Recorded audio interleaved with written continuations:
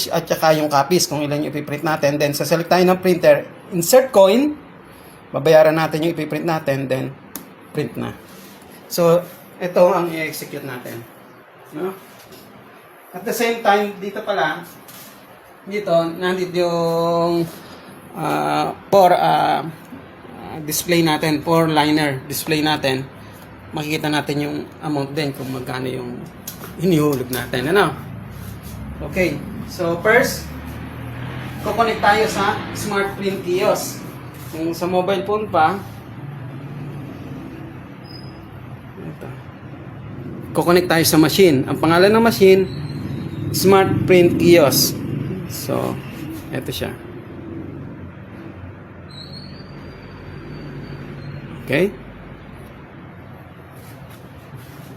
Tayo natin connect. So, connected na siya. Actually, wala tong internet.